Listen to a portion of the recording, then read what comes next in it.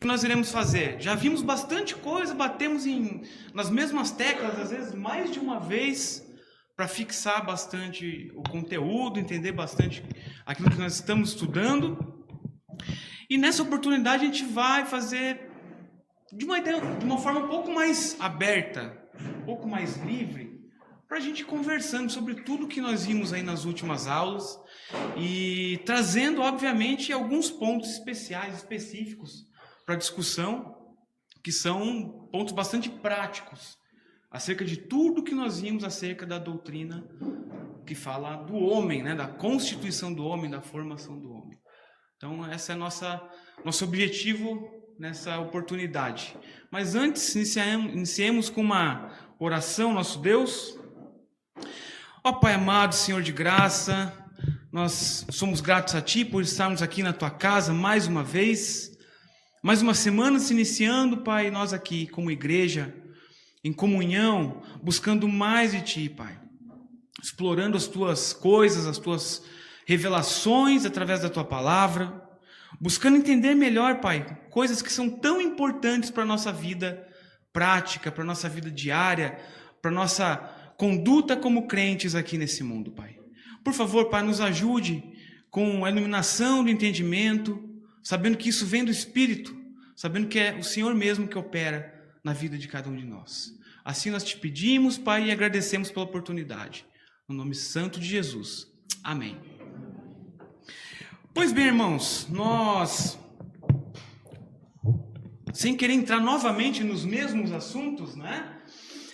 Mas também de forma a gente conseguir dar uma sequência, sem que necessite exatamente voltar no tempo para ver cada uma das coisas que a gente viu. Nós olhamos para as Escrituras e olhamos para o mundo, tentando identificar a maneira como cada um deles enxerga o homem. Como o homem é constituído, qual é o objetivo principal, a finalidade pela qual Deus criou o homem. E vimos que há inúmeras possibilidades ou inúmeras abordagens acerca disso.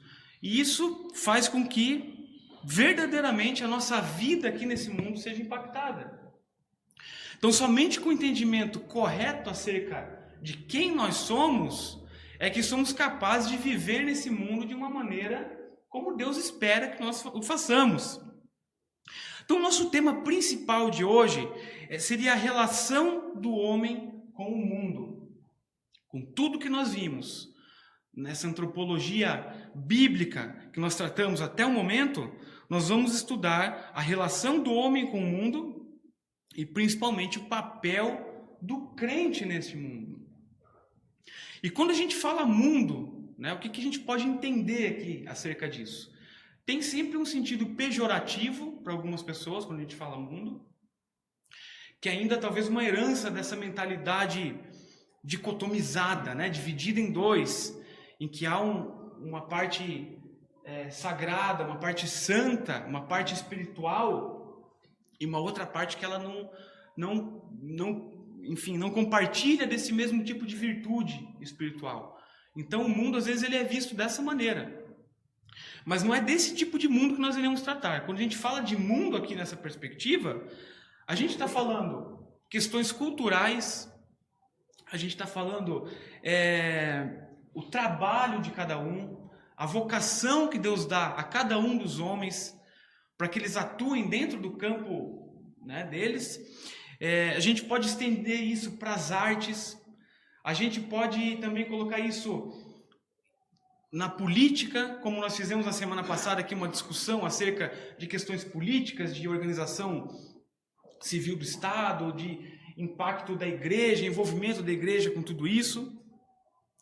Outra questão importante é a questão do meio ambiente, da sustentabilidade, né? Até dentro da teologia isso é chamado de ecoteologia, que é muito interessante olhar para as Escrituras, vendo a maneira como o homem deve se portar face à criação, com toda a responsabilidade, com toda aquela ideia de domínio, de que o homem realmente tem este mandato, né, de tomar conta da criação, de exercer esse tipo de domínio, de extrair algo, né, produtivo, de evoluir mas isso com responsabilidade. Então, o que acontece? Basicamente, quando a gente para olhar para todos esses aspectos e fazendo essa ponte, essa ligação com a nossa antropologia, nós vemos que Deus que Cristo veio de fato salvar o homem todo. Nós falamos acerca disso. Não somente uma parte do homem encontra redenção em Cristo, mas o homem em todos os seus aspectos. De todas as maneiras, o homem encontra essa redenção em Cristo, e por meio do Espírito Santo há esse trabalho, essa obra de restauração que ocorre naqueles que são salvos. Então essa obra redentora de Cristo, ela vai muito além da salvação individual. Geralmente a gente pensa assim, né, que a obra de Cristo, ela é somente ligada à salvação individual de cada um. Mas quando a gente para olhar no plano geral redentivo, no plano da redenção do Senhor, que começa lá em Gênesis, né, com o pecado original, com o homem caindo em pecado, se rebelando contra o Senhor, se tornando de fato, né, aquele que carrega o jugo do pecado sobre si. E imediatamente, ou quase imediatamente, o próprio Deus dá a promessa de que viria seu descendente, e esse descendente resolveria a questão, faria com que o homem novamente tivesse relacionamento com Deus. Então o homem que havia maculado esse relacionamento com Deus, ele tem novamente uma oportunidade. Mas quando nós olhamos para os efeitos do pecado, eles são muito mais profundos do que a gente pode imaginar. A morte de cada um de nós, a morte dos homens, é em decorrência do pecado. A maneira como o próprio planeta, o nosso mundo, às vezes ele enfrenta momentos terríveis, como vimos agora uma tragédia no Rio Grande do Sul, tudo isso parte dessa questão do pecado. Então os efeitos do pecado, eles também não foram pequenos, para que a gente pense somente na questão do homem. Toda a criação sofre por conta daquele pecado original. E da mesma maneira, né, seguindo essa mesma lógica, né, a restauração de tudo isso, a restauração do homem e a restauração dessa terra, dessa criação como um todo, ela ocorre de maneira abrangente. Então, quando Cristo vem e ele ressuscita, ali já começa esse processo. Que, obviamente, enquanto estamos aqui, antes da segunda vinda de Cristo, e esse assunto é um pouco escatológico mesmo, né? Esses temas eles vão respingando em alguns outros temas da teologia, mas o fato é que enquanto Cristo não vier na sua segunda vinda, nós não seremos perfeitos, não estaremos na nova terra, no novo céu, não teremos uma vida como era lá no início, ou melhor do que era lá no início. Mas esse processo, na perspectiva reformada, uma perspectiva que acredita que a obra de Cristo começa a ser executada em sua restauração especificamente, a partir do momento em que ele nasce novamente, que ele sai daquela tumba, ela é um posicionamento reformado. Isso muda toda a perspectiva que nós temos acerca do mundo. Por que muda? Porque geralmente as pessoas pensam, né, eu vou aguardar aqueles dias finais, aquele momento em que estaremos em glória com Cristo, e esse será realmente o ápice de todas as coisas. Concordamos quanto a isso, mas enquanto estamos aqui, nós entendemos que decorrente deste mandato cultural, lá em Gênesis 1:28, quando Deus fala ao homem para que o homem vá e domine sobre a criação, né, que lhe dê nome para a criação, por exemplo, tudo isso envolve muito mais do que esses aspectos puramente físicos ou materiais, ou estritamente de natureza do nosso mundo. Então, tudo o que nós fazemos nesse mundo deve ser afetado por conta dessa nossa nova natureza que temos em Cristo.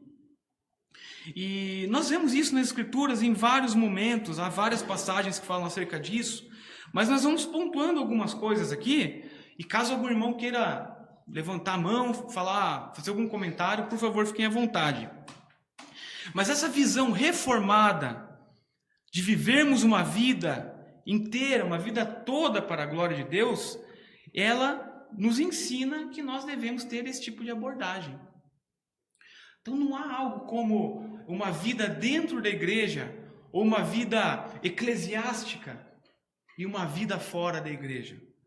Isso não encontra respaldo nas Escrituras. É algo muito mais cultural, por conta de tudo que nós vimos já nas outras aulas, né? A formação da igreja, a influência que a Igreja Católica principalmente teve com a filosofia de Platão, filosofia grega, né? A resposta que a igreja deu com o movimento do escolasticismo, tudo isso buscando unir, né, a teologia de uma filosofia, mas que teve esse descompasso quando nós olhamos para as Escrituras. Então, por que nós falamos que estamos aqui defendendo uma visão ou um posicionamento reformado? Porque, para início de conversa, né, o nosso princípio de todas as coisas aqui, ou o nosso pontapé inicial para defendermos qualquer coisa, é a autoridade das Escrituras. Então, quando falamos que temos uma visão reformada, partimos desse pressuposto, que a Escritura é a nossa única regra de fé e prática. Não é a tradição, não são os costumes, né? Não é uma revelação extra-bíblica, uma revelação moderna, ou uma interpretação das Escrituras. Não, o cânon bíblico estando fechado, ele é a nossa regra de fé e prática. Isso não significa que nós abandonemos algum tipo de tradição ou cultura. Estamos aqui numa igreja presbiteriana. Temos essa marca que nos identifica em sermos presbiterianos, sermos crentes reformados, sermos calvinistas. Isso justamente é essa tradição, é esse costume, é isso que nós vamos levando através dos tempos. Só que tudo isso não se trata de uma regra de fé e prática. As Escrituras, portanto, elas estão no centro de todas as coisas. Eu sempre gosto de dizer o mesmo exemplo, né? Que soa repetitivo, mas é como se a gente construísse um prédio, um edifício. E cada andar desse edifício é uma doutrina cristã.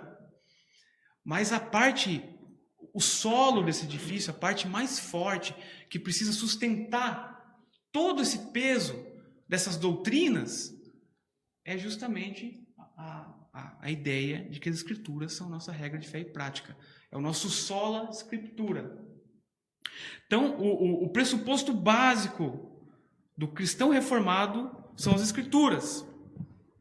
E as Escrituras vão nos mostrando, por exemplo, lá em 1 Coríntios 10, 31, Paulo diz: portanto, quer comais, quer bebais, ou façais outra coisa qualquer, fazei tudo para a glória de Deus. Então não há uma ideia de que algum aspecto específico da vida cristã ou da vida do homem esteja fora dessa soberania de Deus e do propósito redentor do Senhor. Então a abrangência é muito maior do que a gente pensa. Então essa obra redentora de Cristo, conforme ensina a teologia reformada, ela não vai se limitar à salvação individual, mas ela alcança toda a criação. Colossenses 1,19 diz: porque aprouve a Deus que nele habitasse toda a plenitude, e que, havendo por ele feito a paz pelo sangue da sua cruz, por meio dele reconciliasse consigo mesmo todas as coisas, tanto as que estão na terra como as que estão nos céus. Isso sugere de alguma maneira que o impacto da redenção em Cristo abrange todas as áreas da vida e toda a perspectiva da criação. Então, de fato, não há como fazermos aqui uma separação entre aquilo que é sagrado e aquilo que é secular. Essa separação não se justifica quando olhamos para as Escrituras. Mas, obviamente, aqueles que argumentam que tem que haver uma distinção clara entre aquilo que é sagrado ou que é, enfim, relacionado diretamente ao culto, às práticas religiosas e aquilo que é secular, que seriam todas as outras atividades do dia a dia. Eu dei o exemplo do trabalho, mas pode ser nossa vida em casa, pode ser nossa conduta perante a sociedade. Como é que eu estou agindo no trânsito, por exemplo, né? Estou uma fechada ali na avenida, e daí, será que eu vou responder da mesma maneira se eu estivesse dentro da igreja? Ou se estivesse com meus irmãos em volta? Então, tem dessa dinâmica, dessas dificuldades, né? Parte, inclusive, da própria limitação do homem enquanto um pecador. Nós nos tornamos mais suscetíveis a vivermos de maneira santa, de maneira pura, se nós estamos em comunhão. Estamos vivendo todos debaixo do mesmo propósito. Nós nos reunimos por conta disso, né? Mas quando estamos sozinhos, quando temos a nossa intimidade com o Senhor, como é que nós estamos agindo? Tudo isso faz parte dessa divisão inadequada, né, entre aquilo que é sagrado e aquilo que é secular. E isso também já foi chamado lá na Antiguidade de uma distinção entre natureza e graça. Então, é uma ideia de que a obra de Cristo, ela salva as almas, mas que, enfim, a natureza tem um âmbito totalmente diferente, não é atingida por isso. E daí nós vemos em contrapartida, então, a teologia reformada nos mostrando, né, mais uma vez lá, Gênesis 1:28, né, como a doutrina, conhecida como a doutrina do mandato cultural, onde os cristãos são chamados a exercer o domínio e a mordomia sobre a criação. Não somente dominar, mas também ter cuidado com a criação, né? Como grandes gestores daquilo que se coloca em nosso caminho. Então, o desejo de Deus certamente era que o homem se desenvolvesse, que ele criasse novas coisas. As inovações são fruto disso. Nós dispomos desses recursos justamente para isso. Somado ao fato de que nós somos formados, que nós somos, na verdade, a imagem de Deus, com intelecto capaz de pensar, de raciocinar, de ter ideias, com a grande bênção da criatividade, usando dos recursos desse mundo, somando conhecimentos, somando forças, o homem vem se desenvolvendo ao longo dos séculos. Certamente esse era o intuito do Senhor, quando nos legou todas essas coisas. E nós vemos então, portanto, que somos encorajados a vivermos dessa maneira. Nós vemos aqui um grande campo para glorificarmos ao Senhor.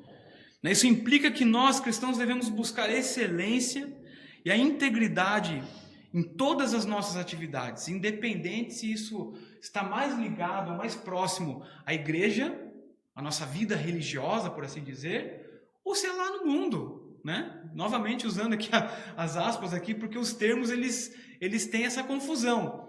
Então eu posso ser um bom cristão, eu posso glorificar a Deus lá no meu trabalho, que não tem ligação nenhuma, aparentemente, com uma vida eclesiástica, com a igreja. Um bom profissional, ele pode glorificar a Deus e deve fazê-lo, como estamos vendo aqui, justamente porque ele entende o seu chamado perante todas essas coisas. Então, quando olhamos para o homem, né, voltando aqui para o assunto do homem, que nossa aula é sobre antropologia, mas obviamente a gente vai trazendo essas outras coisas, né? E vemos o homem como uma criatura formada de maneira integral, com sua alma ou espírito e seu corpo, sendo impactados pela obra de Cristo, redimido, de fato, conseguindo lutar contra o pecado numa nova vida, num processo de regeneração operado pelo Espírito, passa a fazer sentido que esse homem não tenha algum tipo de barreiras quanto ao impacto que ele terá à sua volta, na sociedade, não somente na igreja. Mas, obviamente, há algumas objeções a tudo isso, né? Algumas objeções. Um grande erro dos crentes é imaginar que a vida cristã se trata de uma grande bolha, que nós não devemos ter contato com o mundo externo, que nós não precisamos nos preocupar com o que acontece lá fora, porque a nossa vida aqui dentro está certinha, digamos assim. Eu frequento todas as programações, eu tenho os meus momentos com Deus, e a vida é isso. Mas não é dessa forma que as Escrituras nos mostram. Os homens estão inseridos em lugares que são relevantes, não somente para eles mesmos, mas também para a vida de outras pessoas. Então o impacto do crente, ele deve ser onde ele estiver. Por isso, não há como a gente separar as realidades dessa maneira, vivemos numa bolha, trancados, buscando esquecer que nós estamos inseridos em outros âmbitos, que nós teremos contato com não crentes, que nós teremos contato, inclusive, com pessoas que são contra o nosso Deus. Mas nesses momentos, nessas oportunidades, nós devemos ser as mesmas pessoas. As mesmas pessoas que nós somos dentro da igreja. Isso que você está falando também tem alguma implicação na questão daquele posicionamento teologista? Totalmente. Totalmente. O posicionamento teonomista, ele entende basicamente que, claro, por uma ordem de fatores escatológicos, né, referente à doutrina das últimas coisas, eles entendem que com a volta de Cristo, né, ou melhor, a volta de Cristo se dará no momento em que a terra estiver, né, florescendo com o povo de Deus de maneira unida, vivendo conjuntamente. E a implicação disso é que os teonomistas, eles buscam criar tipos de bairros ou condomínios ou cidades, vilarejos, né, em que eles vivem somente entre eles. Isso tem lá nos Estados Unidos, em alguns outros lugares. Inclusive, alguns teólogos defendem esse tipo de coisa, né? E é justamente isso, né? Busca-se um contato menor possível com aqueles que não são crentes, ou com o que a gente vai chamar aqui nessa abordagem de mundo. Busca-se um contato zero, talvez, com o mundo, e busca-se formar essas comunidades. Pessoas que vivem em bairros onde somente cristãos ali habitam, em que os comércios são totalmente de pessoas cristãs, em que as atividades executadas são somente entre essas pessoas que professam essa mesma fé, em que a educação dos filhos é somente entre essas pessoas. E nós entendemos que isso é uma falha, né? Um entendimento equivocado. Como cidadão, também na questão dos votos, eles também não praticam, né? Exatamente. Eles são totalmente contra, né, a ordem civil estabelecida, porque eles acreditam que ela não tem autoridade necessária para ser obedecida. Então é basicamente o seguinte: a teonomia entende que a nossa Constituição, por exemplo, ela não tem valor. Não tem valor por quê? Porque ela não é um reflexo da lei judaica, por exemplo, ou da lei mosaica, melhor dizendo, né?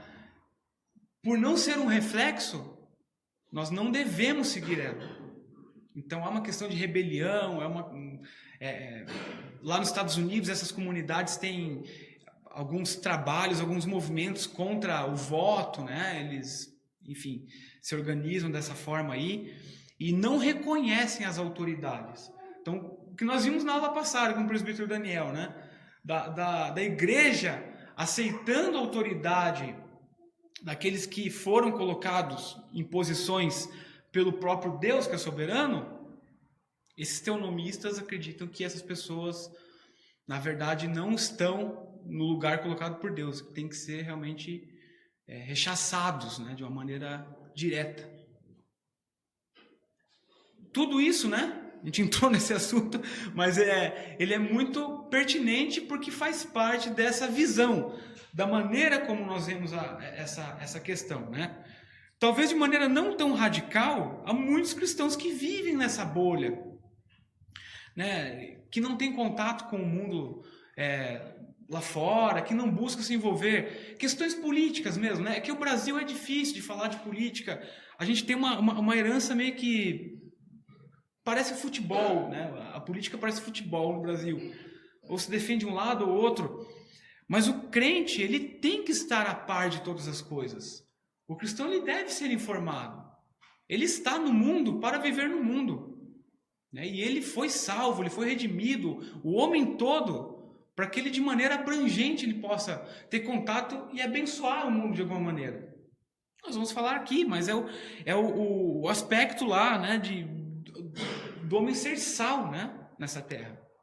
De ser luzeiro, dele trazer essa luz, dele ser bênção no mundo.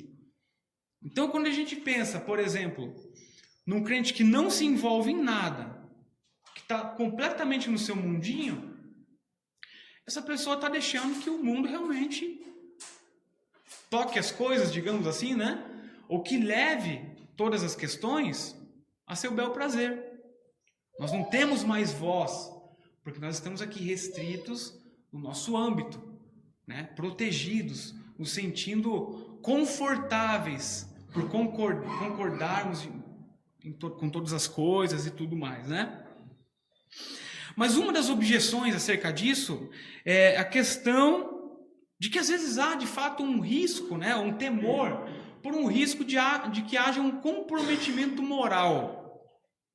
As pessoas elas temem comprometer seus valores e seus princípios morais, sendo influenciadas negativamente com a cultura secular. Mas isso, né, o chamado para que sejamos sal e luz nesse mundo, implica justamente o engajamento ativo de cada um dos crentes. Esse engajamento ativo, ele faz o quê? Ele transforma o que está ao redor. Então a gente pode fazer e deve fazer isso, nós devemos nos engajar, seja em nossa profissão, seja em nosso estudo, seja em qual âmbito nós estamos inseridos, que Deus nos colocou nesses lugares, e nós devemos, da nossa maneira, né, transparecendo quem nós somos em Cristo, nossa nova natureza, transformar esses lugares, né, diferentemente de sermos influenciados negativamente. Então, os seguidores de Cristo, eles não são tirados do mundo, mas eles são protegidos do mal. Cristo dizer, no mundo tereis aflições, mas tem de bom ânimo, eu venci o mundo, isso nos diz muito mais do que uma palavra em um momento difícil, uma palavra de socorro quando estamos nos sentindo ameaçados de alguma maneira pelas dificuldades. Nós devemos usar desse bom ânimo, nós devemos usar dessa bênção que foi Cristo nos redimindo para que o mundo ao redor possa ser um mundo um pouco melhor. A nossa visão, a nossa perspectiva escatológica, ou seja, acerca das últimas coisas, fazendo um parêntese aqui, né? Obviamente não estamos estudando escatologia, mas acaba que a gente vai pisar nisso um pouquinho, né? Ela não é uma escatologia pessimista, como algumas escatologias. Há várias vertentes na escatologia. Há várias vertentes, né? Quando fala acerca do milênio, cada uma dessas vertentes se entenderá de uma maneira, com a morte e a ressurreição de Cristo, a segunda vinda de Cristo, tudo isso é complexo para a gente tratar rapidamente. Mas a nossa visão reformada, mais ortodoxa, né? Ela não é pessimista sobre o mundo. Nós entendemos que o mundo não é um lugar perfeito e não será perfeito enquanto Cristo não voltar. Isso nos dá, né, a capacidade de entendermos as coisas e colocarmos cada uma delas nesses lugares. Mas ao mesmo tempo, nós enxergamos a oportunidade e o dever que temos como cristãos nesse mundo para, enquanto isso não acontecer, impactarmos a realidade em que cada um estamos inseridos. Então, como que alguém vai dizer que um crente, que ele atuando lá em seu trabalho, naquilo que Deus vocacionou para ele, sendo sendo um tipo de influência assim, positiva naquele âmbito, ele vai ser menos crente do que alguém que faz alguma tarefa dentro da igreja. Então, essas coisas a gente tem que quebrar um pouco. Essas coisas a gente tem que quebrar. Obviamente, né, o homem, quando ele é salvo, quando ele é regenerado, né, ele busca toda boa obra. Não que essas obras irão nos salvar, mas as boas obras mostram quem nós somos, transparecem essa nossa nova natureza. Em tudo que nós fazemos, a gente vai tentar dar o nosso melhor, né? João 17 diz o seguinte, de 15 a 18: Não peço que os tires do mundo, e sim que os guardes do mal. Eles não são do mundo, como também eu não sou. Santifica-os na verdade, a tua palavra é a verdade. Assim como tu me enviaste ao mundo, também eu os enviei ao mundo. Então, para o crente, para o cristão reformado, há uma clara divisão entre os momentos da nossa vida cristã, digamos assim. Desde nossa regeneração, de nossa conversão inicialmente, até nossa vida na glória, com Cristo. Então, a cada momento é reservada uma tarefa para nós como crentes. Se estamos aqui inseridos nesse mundo, devemos ser luz nesse mundo. Devemos transformar o mundo à nossa maneira. Isso vai abranger o quê? Todas as questões. Questões culturais, e a nossa família, dando exemplo para os de fora. Tudo isso. Mas alguns ainda defendem uma teologia da separação. É uma teologia que defende a separação entre a igreja e o mundo, baseada em alguns textos, como 2 Coríntios 6, 14 a 17, que fala lá do jugo desigual, né, com os descrentes, mas fazendo uma certa manobra na interpretação disso, justamente para fomentar a construção dessa bolha cristã, como dissemos, tentando evitar algum tipo de contaminação moral, de contaminação espiritual. Mas, embora haja realmente essa separação entre o bem e o mal, entre o crente e o descrente, neste sentido, a Escritura também nos chama para sermos esses agentes de transformação, como vimos. Mateus 5: Vós sois o sal da terra. Ora, se o sal vier a ser insípido, como lhe restaurar o sabor? Para nada mais presta, senão para lançado fora ser pisado pelos homens. Vós sois a luz do mundo. Não se pode esconder a cidade edificada sobre um monte, nem se acende uma candeia para colocá-la debaixo do alqueire, mas no velador, e alumia todos os que se encontram na casa. Assim brilhe também a vossa luz diante dos homens, para que vejam as vossas boas obras e glorifiquem a vosso Pai que está nos céus. Novamente, o crente, ele realiza essas boas obras não para sua salvação, mas porque isso transparece o amor que ele tem, né, e a gratidão para com o Senhor. O Senhor é glorificado por meio dessas obras. Então, quando realizamos essas coisas no mundo, o próprio Deus é glorificado. É o que está dizendo aqui. Então, o nosso posicionamento ele vai nesse sentido, de quebrarmos, né, novamente essa visão dualista de realidade, né, com essa separação rigorosa entre o sagrado, aquilo que está relacionado à igreja, que é espiritual, daquilo que é secular, né, que seriam as atividades cotidianas, culturais. Isso nos faz afastar dessas coisas do mundo. Então é como se nós entregássemos a criação de mão beijada para aqueles que não são crentes. Enquanto Deus está nos instando a dominarmos a criação, a aplicarmos essa mordomia sobre ela, a fazermos essa gestão e trabalhando na nossa maneira, fazermos tudo isso para a glória de Deus, nós estamos na nossa bolha buscando esse tipo de proteção, buscando esse tipo de segurança, né? E deixando de abençoar as demais pessoas. Então nós vemos isso de uma maneira que parte bastante da nossa visão acerca do homem. Nós vimos aqui ao longo de várias aulas temas que foram correlatos com outras áreas da teologia, mas que sempre trouxeram para nós uma ideia acerca de quem o homem é e como ele deve ser. Não como a sociedade nos diz que ele deve ser, não como as filosofias desse mundo.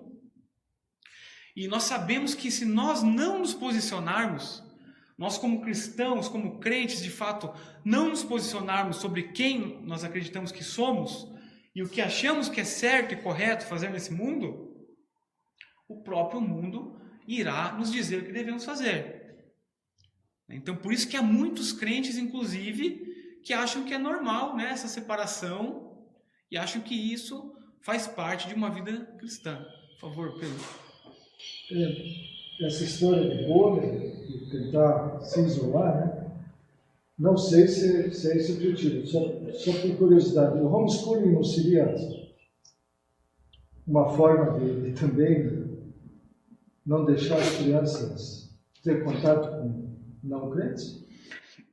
Uma das objeções é justamente essa, que pelo fato de você encontrar pessoas que têm a mesma mente, a mesma cabeça, né, no sentido de evitar que as crianças tenham contato com o mundo exterior, isso na verdade só está postergando uma realidade que vai acontecer posteriormente. Porque em algum momento, dificilmente vai encontrar uma faculdade, né, que seja totalmente cristã, ou uma empresa, um trabalho que seja totalmente cristão, para que essas crianças, né, se mantenham nessa linha. O que acontece é que grande parte dos que utilizam do homeschooling, eles têm noção disso, que em algum momento vai chegar essa dificuldade aí, né? Mas previamente esse homeschooling vai preparar as crianças para isso. Mas nesse caso aí, o homeschool, ela não está limitada aos crentes. Você vai ter contato com crianças, com famílias que não são crentes, porque ela é geral. Então esse contato, embora a gente chegue lá e entenda que no futuro o aluno na faculdade ou no médio vai acontecer, só que ele já vai com anticorpos. Ele já vai preparar com a cultura, com metodologia, vai preparar para lidar com isso. Porque qual é o problema que nós temos hoje na faculdade? A crítica. É que grande parte dos nossos meninos que adentram a escola, ou seja, não vou nem dizer o médio, a faculdade, perdem a fé. Por quê? Não é porque a fé foi frágil. Na verdade, a formação foi deficiente. Talvez, com decorrência, que os nossos pais resolvemos estrategicamente protegê-los, entendeu? E não criar uns anticorpos culturais, éticos, morais adequados. Exato. E aí o que é? Chega lá, vê o filósofo, quer dizer, professor, cabeça toda virada e tal, vai dizer, só que ele não sabe rebater. Mas se você tem no ambiente familiar ou eclesiástico uma linguagem aberta, entendeu? Confrontativa, é diferente. Sim, entendeu? Com certeza. O que eu disse é uma objeção, né? E de fato, algumas linhas de homeschooling que vão prezar por somente pessoas dessa crença específica, dessa denominação, né? Mas no geral é isso que tem acontecido. Pessoas de fora, né? Que tentando combater aí o Estado, né? Ditando o que você pode, o que você não pode ensinar para o teu filho. O que é um grande absurdo, né? A gente vê isso aí, teólogos do passado, por exemplo, uma ideia muito interessante do teólogo Abraham Kuyper, né? Ele fala sobre a soberania das esferas. Então, ele separa a realidade em várias esferas de soberania, que é basicamente o seguinte: você tem o Estado aqui, você tem a igreja aqui, você tem a educação aqui, e o Estado não tem que se meter nessa educação aqui, ou na igreja. Né? Então você consegue ter essa conjugação de várias coisas sem a interferência, né, de alguma maneira. Então, assim, eu acredito que o caminho é esse, mesmo que o senhor falou, né? Muito embora que o Pedro levantou, seja um fator que alguns que se opõem ao homeschooling irão, né, ressaltar aí como sendo um dos pontos fracos. Mas nós sabemos que não é geral isso, né? Eu não sei nem se esse é o objetivo. É que certamente há vários grupos, né? Então, certamente algum grupo vai ser mais assim. Mas os grupos mais, enfim, conservadores nesse sentido, eles vão ter essa mentalidade, né? Não é que a gente está criando uma bolha, mas que as crianças vão estar preparadas para enfrentar isso que o senhor falou, né? De chegar lá na academia e se maravilhar com ideias de filósofos que são totalmente anticristãos. Eu não sei se, estou aqui nesse momento, não sei se já foi trabalhado essa questão. Por exemplo, como é que eu faço a conexão entre antropologia bíblica e evangelização? Porque aí tem um propósito. Por que eu estou no mundo? Qual o propósito de eu estar lá? Eu sei que é para glorificar Deus, mas enquanto isso, eu glorifico como? A evangelização. Então hoje, grande parte das nossas igrejas padece porque esquecemos o que significa evangelização por contato e por princípios. Exatamente. E eu acredito que, assim, eu vejo um grande exemplo do passado, né, pensando em tudo isso. Francis Schaeffer, talvez um dos meus autores favoritos. E ele foi um teólogo e filósofo. Primeiramente, ele foi um filósofo. Depois ele conheceu a teologia, foi estudar teologia, e ele disse, né, fez essa afirmação, de que todas as perguntas ou questionamentos filosóficos que ele tinha ao longo de uma vida, ele respondeu através das escrituras.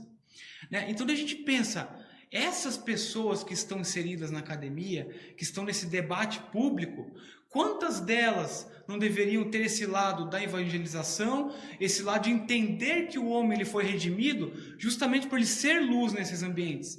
Não é para evitar o ambiente, né, da academia, por exemplo. Não, agora você não vai mais para a faculdade porque lá as ideias não são cristãs. Você vai estudar direito. E lá em filosofia do direito, em sociologia do direito, matérias que às vezes nem tem muito a ver com, né, o principal ali, você vai encontrar posicionamentos totalmente anticristãos.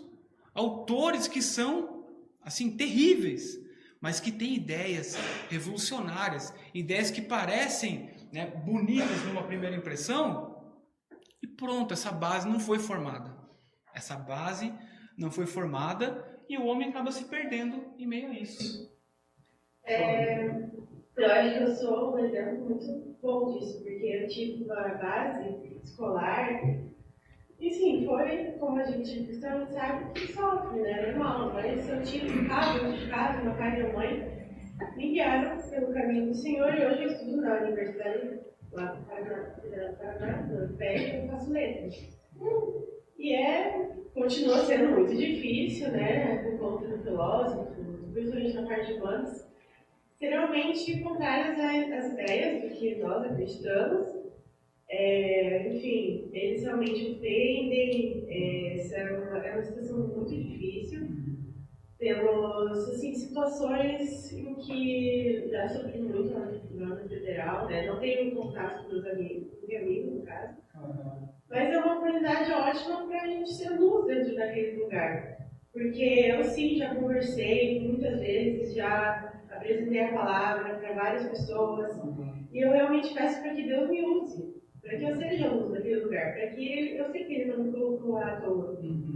E eu sei que, como a minha base é sólida na fé, eu não vou me desviar, porque eu fui escolhida. Então, eu sei que, em primeiro lugar, Ele me escolheu, e se Ele me colocou lá, é por um propósito.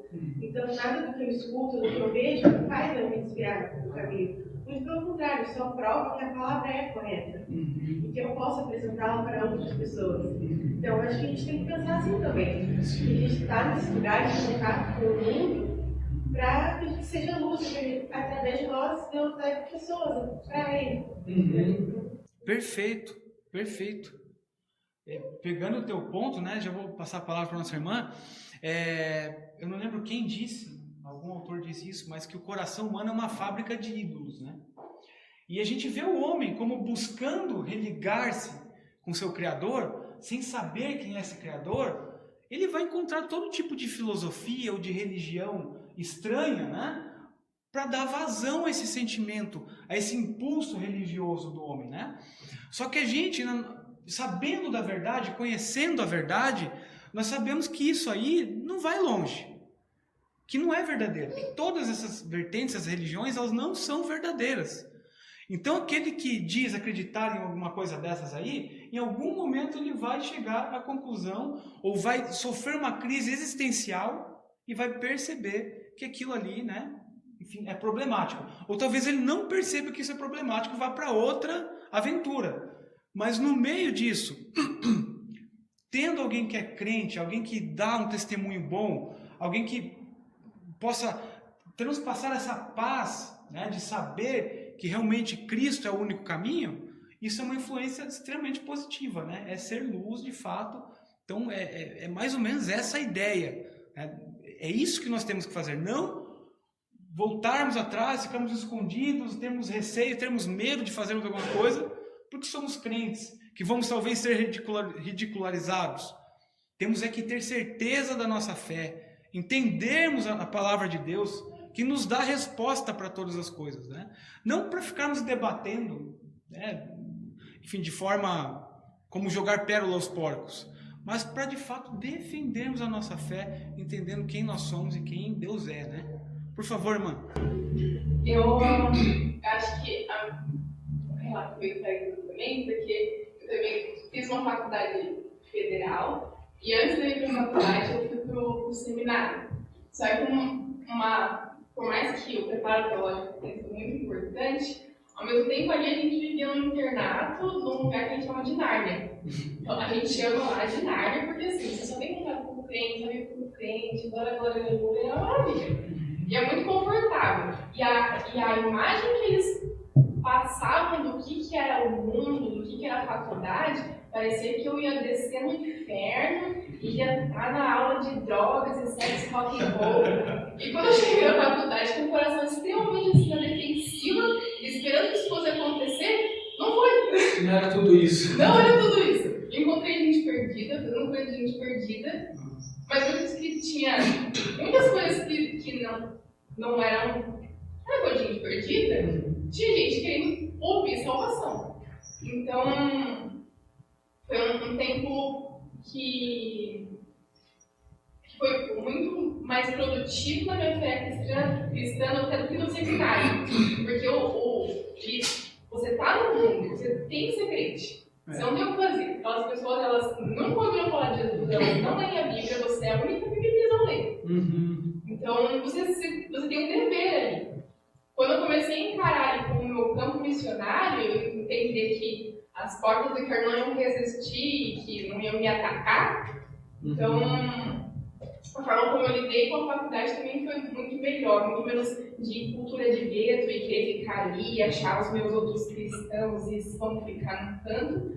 E não, vou fazer amizade com o povo do mundo, vou ouvir o que eles têm para falar, para também saber como é que o evangelho se conecta na vida deles. A gente se preocupa em formular respostas para perguntas que ninguém está fazendo. Porque a gente não consegue mais nem ouvir o clamor que as pessoas estão fazendo. Muito interessante. Pegando o gancho de uma coisa que você falou, né? Essa questão do chamado missionário, né? A nossa cultura popular cristã, ela imagina que o chamado missionário eu quero ir lá para Angola pregar o evangelho. E às vezes, né? Não é isso que o Senhor quer de nós. É lá no nosso âmbito, inseridos onde estamos, nós também temos um chamado missionário. Lá na faculdade, lá no trabalho, lá onde, né, nós convivemos de alguma maneira, nós podemos ser luz dessa maneira, dessa forma, né? E eu acredito que é isso que exprime aqui tudo que a gente está vendo, né? Tudo que realmente a nossa tarefa de entender o homem com todas essas nuances, né? O homem que está na sociedade, que está envolvido com várias coisas, o homem que ele é dotado de intelecto, que ele tem vocações, né? Ele não está numa masmorra, ele está no mundo. Então, o homem deve impactar, e acredito que é dessa forma. Por favor, meu irmão. No ambiente universitário, as pessoas olham para os crentes e acham que eles são alienígenas, pessoas destituídas de inteligência. E muitas vezes o que impacta a pessoa é a sua inteligência, a resposta que você dá para as coisas, entendeu? A linguagem que você utiliza, porque aí você é diferenciado, porque você é inteligente, mas é crente. Excelente, excelente. Pensando sobre essa questão das organizações, das instituições e do mandato cultural, principalmente o que está escrito lá em Gênesis sobre o mundo, na verdade, intrusos são os de fora. Eu acho que a ideia seria essa, porque na liderança de todas essas instituições, até na esfera política, a educação pública, os líderes, na verdade, no mundo perfeito deveriam ser os cristãos.